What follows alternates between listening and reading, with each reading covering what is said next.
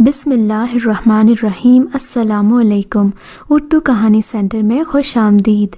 आज के इस वीडियो में मैं आपको एक मासूम लड़की के ऊपर बीती दुख भरी सच्ची कहानी सुनाने जा रही हूँ। लेकिन कहानी सुनाने से पहले नए आने वालों से गुजारिश है कि उर्दू कहानी सेंटर को सब्सक्राइब कीजिए और हमारी वीडियो सबसे पहले देखने के लिए बेल आइकन को क्लिक कीजिए। चलिए शुरू करते हैं कहानी। रात का वक्त था।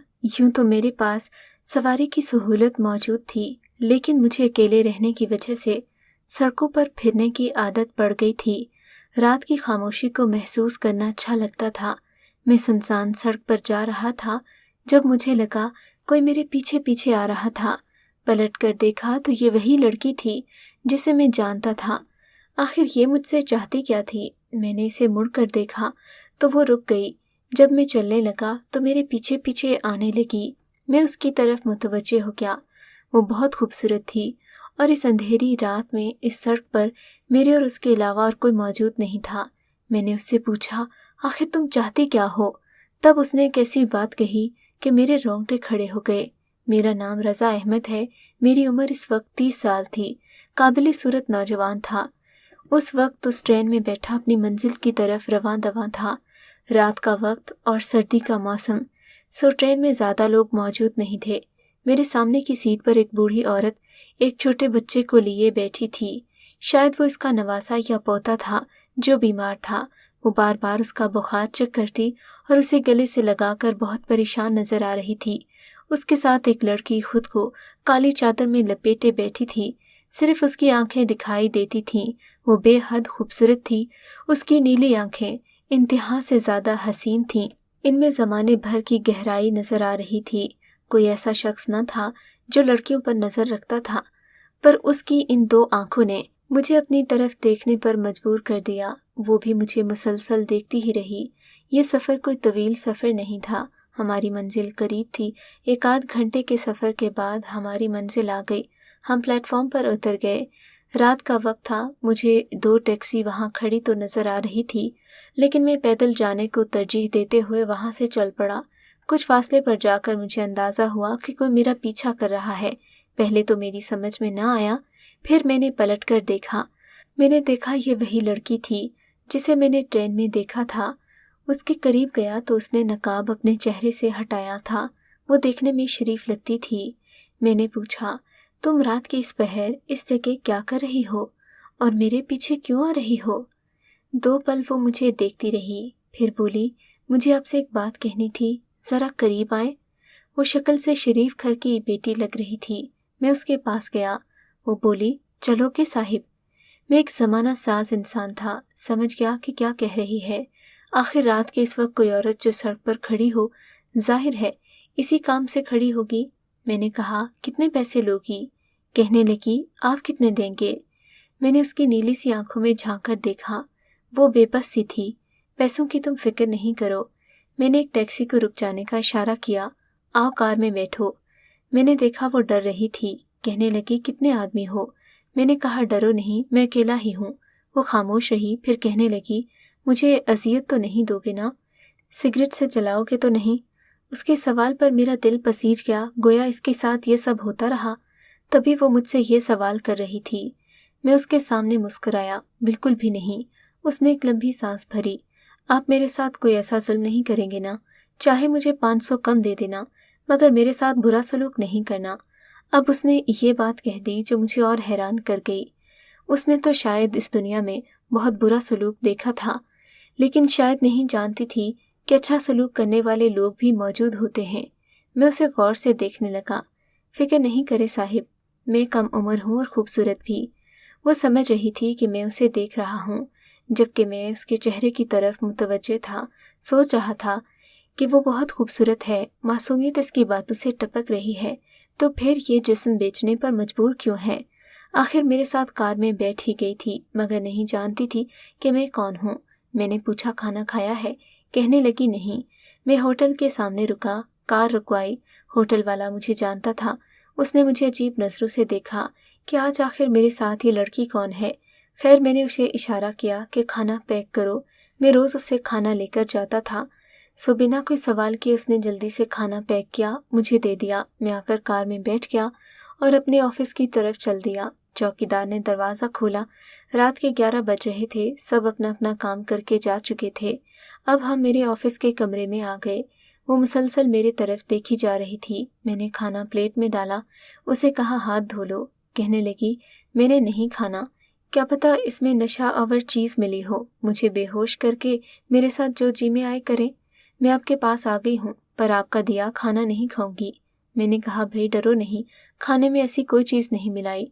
तुम्हें भूख लगी है इसीलिए तुम्हारे लिए खाना लिया है, तुम आराम से खाना खाओ, फिर तुम चाहो तो मैं भी तुम्हारे साथ खाता हूँ ताकि तुम्हें यकीन हो जाए। वो हाथ धोकर आई, मेरे सामने कुर्सी पर बैठ गई और खाना खाने लगी। मैंने आज पहली बार किसी को इतनी जल्दी में खाना खाते देखा। ये जल्दी इस बात की नहीं थी कि उसे कहीं और जाना था, ये इसके पेट में जल रही भूख की आग थी जिसे बुझाने की उसे जल्दी थी। शायद उसने कई दिनों से ठीक से खाना नहीं खाया था। जब उसने खाना खा लिया तो कुछ बच गया। कहने लगी मैं ये घर ले जा सकती हूँ। मैं मुस्कुराया, बिल्कुल भी नहीं। वो समझी होगी शायद मैं उसे खाना नहीं देना चाहता, पर वो बात मैंने कुछ और सोचकर कही थी। वो चुप हो गई, बुर्का उतारने लगी। मैंने कहा रुक जाओ। हैरान सी होकर रुकी। मैंने कहा मेरे पास आकर बैठो। वो हैरान थी, मेरी आंखों में देखकर बोली जल्दी से अपना काम करो, मुझे वापस छोड़कर आओ। मैंने कहा नहीं, मैं तुमसे ये पूछूंगा कि तुम आखिर इस काम पर मजबूर क्यों हो। इतना कहूँगा कि क्या ये सब छोड़ सकती हो। वो मेरे चेहरे की तरफ देखने लगी। आप पागल लग रहे हैं मुझे सड़क से इस कमरे तक क्या ये पूछने के लिए लाए हो कि मैं ये काम छोड़ सकती हूँ या नहीं। मैंने उसकी आंखों में देखा। हाँ मैं पागल ही हूँ, सब पागल कहते हैं मुझे। वो कहने लगी अगर कुछ करना नहीं है तो मुझे वापस छोड़ाओ। उसका लहजा कदरे तल्ख हो गया। मैंने उसके सर पर हाथ रखे और अपने पर्स से 10,000 रुपये निकाले। वो हैरान रह गई, कहने लगी मैंने ये नहीं लेने। आप इतने पैसे मुझे क्यों दे रहे हैं। उसके चेहरे पर एक थकन थी, अपने आंसू रोके जैसे बैठी थी। कहने लगी मुझे वापस छोड़ाओ, मुझे डर लग रहा है। मैंने उसे यकीन दिलाने की कोशिश की कि डरने की ज़रूरत नहीं है। तुम मुझे अपनी कहानी सुनाओ, मैं तुम्हारी कहानी सुनना चाहता हूँ। बताओ तुम्हारे साथ हुआ क्या है। कहने लगी अगर मैं आपको बता भी दूँ कि मेरे साथ क्या हुआ है तो आप क्या करेंगे। सिर्फ वक्त गुजारे को मेरी कहानी सुनकर आपको क्या मिल जाएगा। ये सुनकर मैं खामोश हो गया। मैंने उससे कहा मुझे बताओ तो सही, तुम्हारे साथ हुआ क्या है, तुम इस मकाम पर पहुंची कैसे हो। ये सुनना था कि उसकी आंखें नम हो गईं, जैसे कोई कयामत उस पर गुजर गई हो। मैं समझ गया कि बहुत बड़ा दर्द लिए घूम रही है। दरवाज़ा खोला तो कांपती आवाज़ में बोली मुझे छोड़कर आ जाओ। मैंने उसे बैठने का कहा। फिर बोली मेरा नाम महताब है। मैंने कहा डरो नहीं, खुद को महफूज समझो। जब उसे लगा कि परेशानी वाली कोई बात नहीं तो बताने लगी मैं अपने इलाके की सबसे खूबसूरत लड़की थी। मेरी खूबसूरती के चर्चे पूरे मोहल्ले में थे। हर कोई मेरी नीली आंखों का दीवाना था। मेरा बाप गरीब आदमी था, उसने अपने जैसे गरीब शख्स से मेरी शादी कर दी। हम गरीब लड़कियों के घर रिश्ते भी तो गरीब घरों के ही आते हैं। कभी गरीब की झोंपड़ी में कोई बादशाह भी रिश्ता लेने आया है। मेरी उम्र 13 साल थी जब वालिद ने मेरी शादी कर दी। मेरा शौहर एक बूढ़ा आदमी था, उम्र में मुझसे 20 साल बड़ा था, मगर फिर भी मेरी इज्जत करता था। 2 वक्त की रोटी और छत का इंतज़ाम उसने मेरे लिए किया हुआ था, पर वो शराबी भी था। जिगर के कैंसर में मुब्तला होकर मर गया। मेरी 3 बेटियां थीं। शौहर के जाने की देर थी कि ससुराल वालों के रवैये ही बदल गए। इन्होंने मुझे ज़बरदस्ती घर से निकाल दिया। मेरा बाप भी फौत हो गया था। ससुराल वालों ने भी घर से निकाल दिया। मेरा बड़ा भाई कोई नहीं था, सो मैं मामू के घर आई। मेरे मामू बहुत अच्छे इंसान थे। इन्होंने कहा कि मैं वहाँ रह सकती हूँ, और मैं वहाँ रह भी रही थी। बदले में उनके घर के काम कर देती। यूँ समझिए कि मैं उस घर की नौकरानी बन गई। इसलिए मेरी मामी भी मुझसे खुश रहती थी। मेरे मामू का बेटा मेरा कज़िन जवान जहाँ था, मैंने उसकी नज़रों को अपने वजूद का तवाफ़ करते देखा था, लेकिन इस बात को अपना वहम समझा। सोचा वो मेरे साथ ऐसा क्यों करेगा, मैं तो उसे अपने भाइयों की तरह समझती थी। अक्सर मेरी बेटियों के लिए वो दूध भी लेकर आता, लेकिन जब भी मैं उससे बात करती मुझे लगता उसकी नज़रें मुझे घूर रही हैं। अगर वो मेरा काम भी करता तो ये कहा करता कि तुम मेरे लिए बहुत ख़ास हो।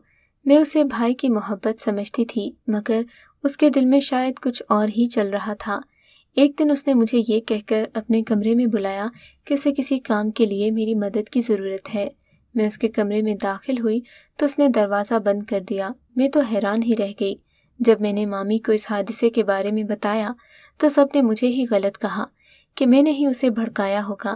ممانی نے یہاں تک کہہ دیا کہ میں ایک بدکار اور بدچلن عورت ہوں اور ان کے شریف بیٹے کو خراب کر رہی ہوں۔ مجھے دھکے دے کر ایک بار پھر گھر سے نکال دیا گیا۔ ماموں میرے سگے تھے، مجھے سڑک پر تو نہیں پھینک سکتے تھے، سو اپنی دور کے ایک رشتہ دار سے میری شادی کروا دی۔ وہ بھی بڈھا تھا اور اس کے بھی بچے تھے۔ ماموں نے مجھے کہا اسے اپنا آخری ٹھکانہ سمجھنا، اس کے بعد میرا تم سے کوئی رشتہ نہیں۔ میں نے تمہارے لیے جو کیا اپنی مری ہوئی بہن کی خاطر کیا، اب میرے گھر مت آنا۔ اس بوڑھے کے 2 بیٹے تھے جو میری بیٹیوں کے لیے ظاہر ہے نامحرم تھے۔ میری بیٹیاں بھی جوان تو نہیں تھیں، پر پھر بھی آج کل کے زمانے میں تو بیٹیوں کو ہر عمر میں بچانا پڑتا ہے۔ وہ میری بیٹیوں کو تنگ کرتے، انہیں مارتے۔ میرا دل تو یہ سوچ کر ڈرتا کہ کل کو یہ میری بیٹیوں کے ساتھ کچھ اور نہ کر دیں۔ ان کے بچوں نے مجھے بہت ذلیل کیا۔ میں اس کے ساتھ 4 سال رہی اور 4 سال میں جس ذہنی اذیت سے گزری میں ہی جانتی ہوں۔ پھر وہ بھی فوت ہو گیا۔ میں دوبارہ سے بیٹیوں کے لیے در بدر بھٹکنے لگی۔ نہ میرے سر پر چھت تھی، نہ روٹی تھی، بھوک افلاس۔ ایک دن سڑک پر کھڑی سوچ رہی تھی کہ جان دے دوں۔ یہ سوچ ہی رہی تھی کہ کسی گاڑی کے سامنے آ جاؤں اور مر کر اس دنیا سے چلی جاؤں۔ بچیوں کے نصیب میں ہوا تو کوئی انہیں اٹھا کر پال لے گا، نہیں تو وہ بھی اپنی آئی کو اس دنیا سے رخصت ہو جائیں گی۔ آخر ایک مجبور عورت اور سوچ بھی کیا سکتی ہے۔ پر میری طرف ایک صاحب آئے اور کہنے لگے 1 گھنٹے کے 5000 دوں گا۔ نہ چاہتے ہوئے ماں کی ممتا حالات کی ستائی ہوئی، کیا کرتی؟ چل پڑی۔ اب ہر روز جسم بیچتی ہوں، کرائے کا گھر لیا ہے، بیٹیوں کو اکیلا چھوڑ کر آتی ہوں۔ کیا کروں؟ بہت بار سوچا ہے کہ خودکشی کر لوں، اپنی جان لے لوں، یہ گناہ تو نہ کروں، لیکن بیٹیوں کو دیکھ کر میری ہمت نہیں پڑتی۔ سوچتی ہوں کہ اب جیسے گزر رہی ہے گزار ہی لوں۔ وہ رو رہی تھی، میں زمانے کی بے حسی محسوس کر رہا تھا۔ میں نے اس کے سر کو دلاسا دیا، کہا کہ میں آج سے تمہارا بھائی ہوں، تم اپنی بیٹیوں کو لو، میرے آفس کے اوپر والے روم میں رہو۔ میری اس بات کا گویا وہ یقین نہیں کر پا رہی تھی۔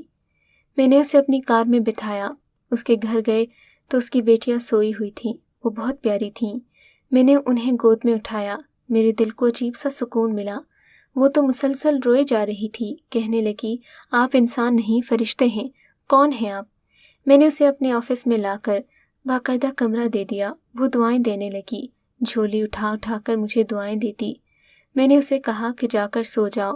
اپنے آفس روم میں گیا، میرے سامنے سے وہ چہرہ گزرا جب ایک لڑکی اپنے شوہر سے جھگڑ رہی تھی، اسے کہہ رہی تھی کہ مجھے طلاق دے دو، تم کو میری قدر نہیں ہے، کیا ہے تمہارے پاس؟ اس گھر میں نہ ڈھنگ کا ٹی وی ہے، نہ اے سی ہے، کچھ 1000 کی تنخواہ میں کیا گزارا کروں گی؟ تمہارے ساتھ میرے بڑے بڑے خواب ہیں، تم میرے خواب پورے نہیں کر سکتے، صرف محبت کے سہارے زندگی نہیں گزرتی، کیا کروں جو تم مجھ سے محبت کرتے ہو؟ اس محبت کو گلے میں ڈال کر پھرتی رہوں؟